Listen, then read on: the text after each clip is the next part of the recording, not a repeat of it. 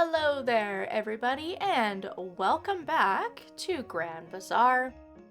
We are halfway through winter now at this point. You are joining me on the 15th day. Only a day before our next bazaar.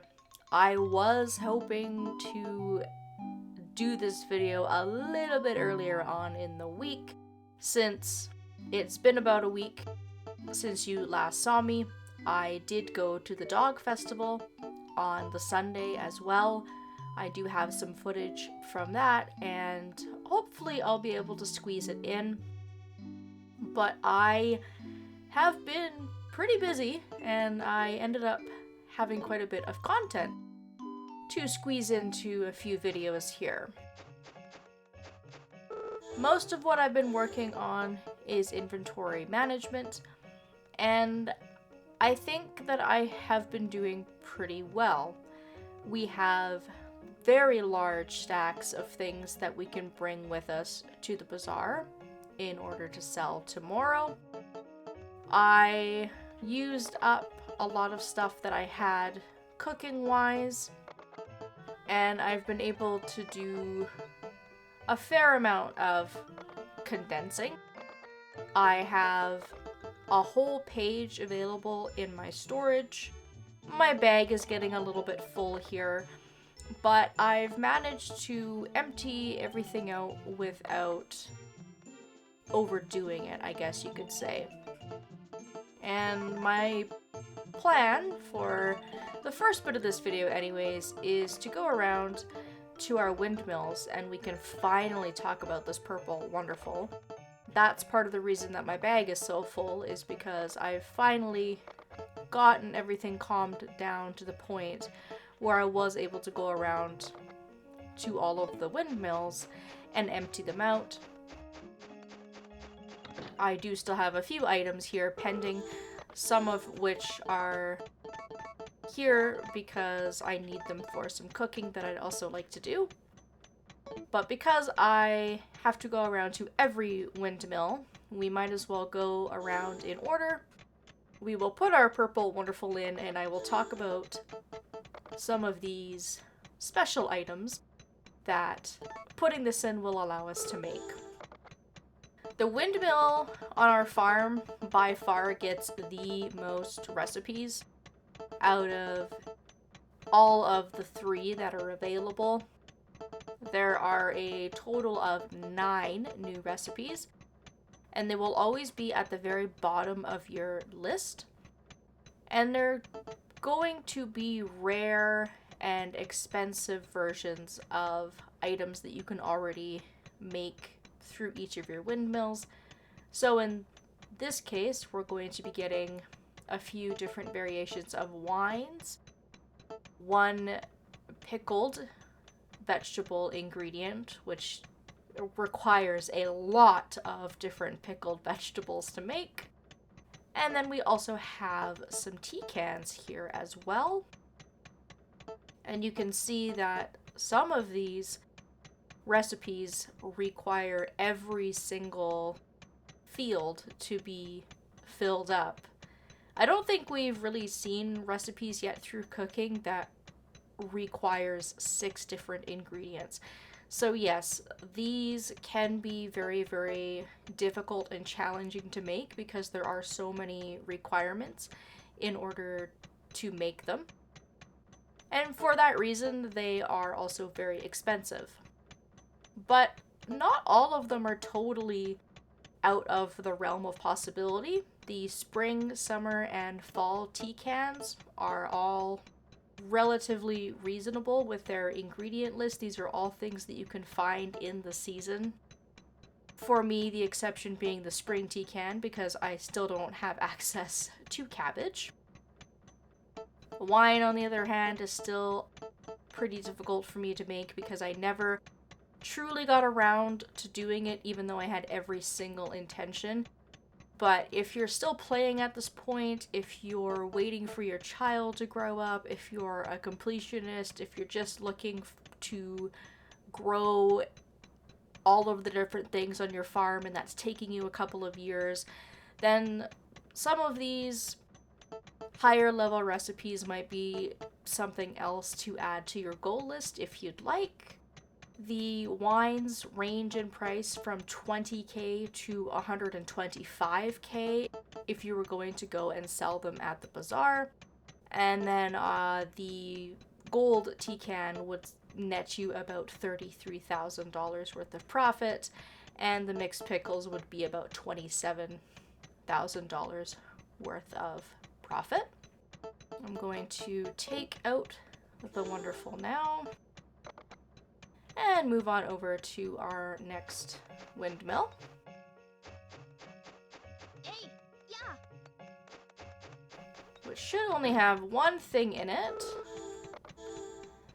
Bottled walnuts, because again I need them for some cooking, so we will take those out and we will have a look at what we have in this windmill, which is very, very lackluster. This only adds 2 recipes, in fact, which is, I guess, makes sense because there's not really much that they can add here, because a lot of this is what I would call functional stuff for cooking and seeds and oils and whatnot. So the only thing that the Purple Wonderful adds are 2 different types of perfume. The tea perfume would net you about 23k, and the blended perfume would net you about 68k. And perfumes aren't really that difficult to make. I haven't been able to make the citrus perfume because I do not have an orange tree on my farm anywhere, but that is something that I could get going in the basement if I so chose to. But we've made lots of flower perfume, lots of herb perfume. These are really a great way to increase your profit if you've been doing a lot of foraging. If you just happen to pick up herbs and flowers and you save them, then it's not too difficult to make some perfume. So it might be nice to then turn that around if you have access to all that ingredients and make something that's a little bit more expensive. The only thing with perfume is that it just takes so long to make. I can't even imagine how long that those final expensive perfumes would take. A lot of hype and a lot of excitement around this wonderful, but I still find it just so frustrating that they make you wait until this far in the game to get access to it. It's a nice way to add some content late game, I suppose, but it's not like we really need the money.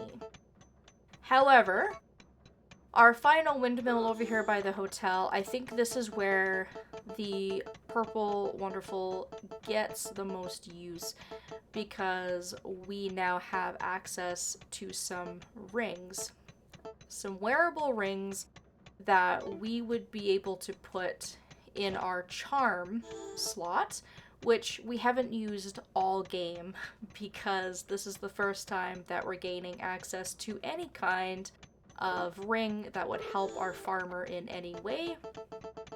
So I can go over these quickly, but the description on each of these rings pretty much tells you all that you need to know. The blue ring will allow you to use tools with less stamina if stamina is an issue, but at this point in the game, sort of a moot point with us upgrading all of our tools, especially our watering can. The purple ring will allow us to get more friendship with villagers when giving them gifts, and I believe that is a 10% increase.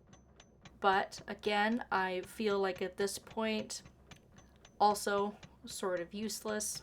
Would have been really, really useful if this was our second year in game even. Moving on to the yellow ring, it says that it makes the bazaar bell more effective. and it makes it more effective by making it ring out at a further distance.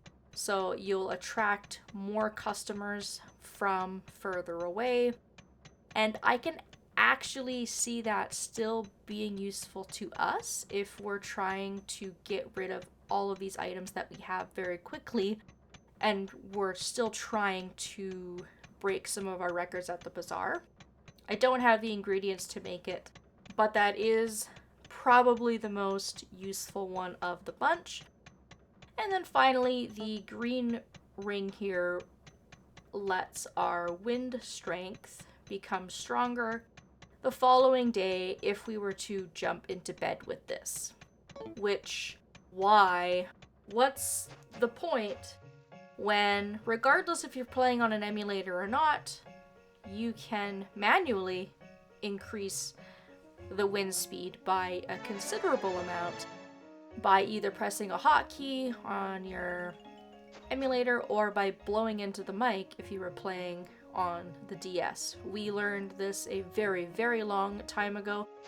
It's a wonderful trick, but we didn't need a ring all the way into our almost 4th year to help us with that.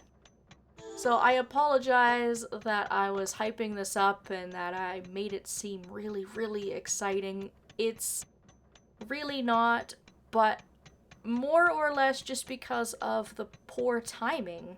If I'm being honest, there were probably a few things that would have been more useful to us earlier on in the game, but I do also understand waiting a little bit to unlock these recipes at the same time because they do require ingredients that might not be available to you in earlier years. But I do think that they still could have given us the wonderful a little bit earlier, and that could have been a goal to work towards as you kept playing. And I still really don't think that there's anything that you can beat in terms of fast profits than making jewelry. I mean, it's great that you can get 125k off of some wine, but for the amount of time that it would take to make it and all of the different stuff that you're gonna need to make it in the first place, why not just make some jewelry? Yes, it sells for a little bit less, but you can churn them out way, way, way faster.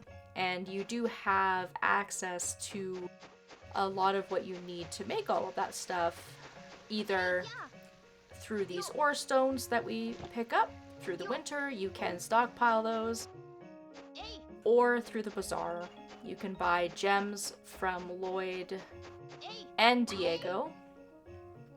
And then, of course, Lloyd will also sell us some ores. The only ore that's really, really tricky to get your hands on, I would say, is gold. Because you can only buy it from Lloyd or find it in the river. So there you have it. We have now talked about all of the different wonderfuls that there are in the game. I have completely cleaned out all of my windmills, which means that I have all of my jewelry that I will be able to take with me to the bazaar tomorrow to sell. I still have a lot of stuff to sort through here. And one of the reasons that I was hoping to have covered this content a little bit earlier and gone over the usefulness of the wonderful was that so that I could make some more jewelry in time for the bazaar, because even if I were to put my wonderful in, that decreases the amount of time it takes for items to be created. There's no way that I would be able to make any kind of jewelry for the bazaar tomorrow. And I have lots and lots of ores, and I have quite a few jewels as well.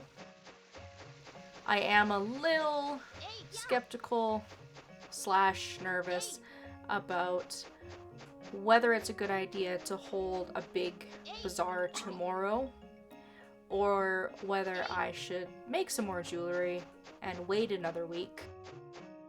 Because I already do have a lot of stuff to get rid of.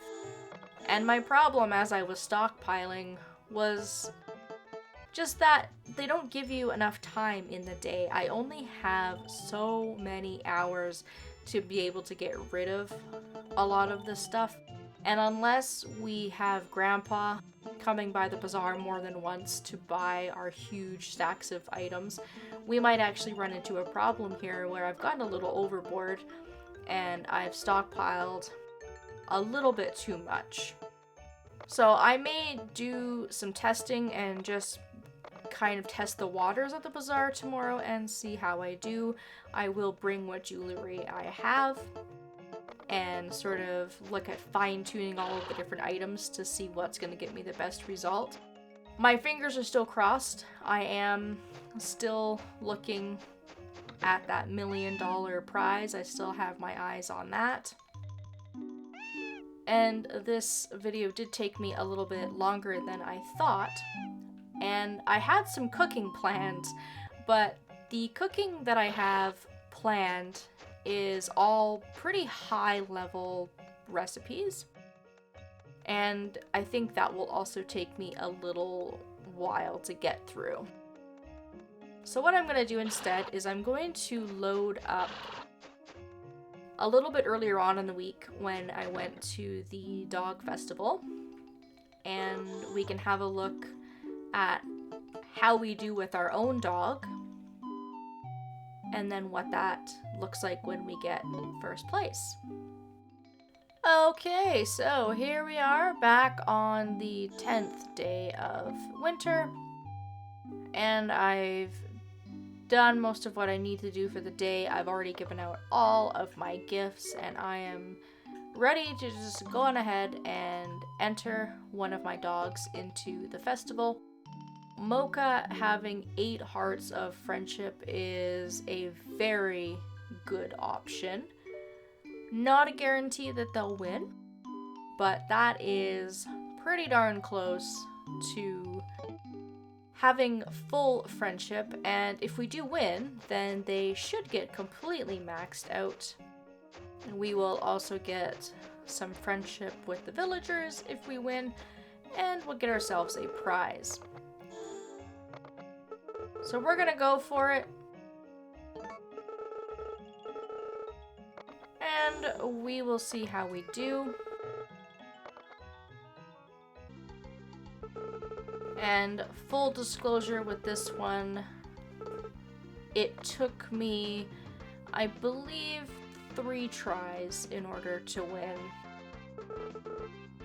Which is pretty good, considering that these animal festivals are all completely random. For all I know, the RNG gods could have made me reset like 15 times in order to be able to win this. We're starting off with a heart, so that is good news. I think we're gonna have to compete with the dog on the other end of us. But it is always completely random. Our dog looks really raring to go, though. He's the only one moving.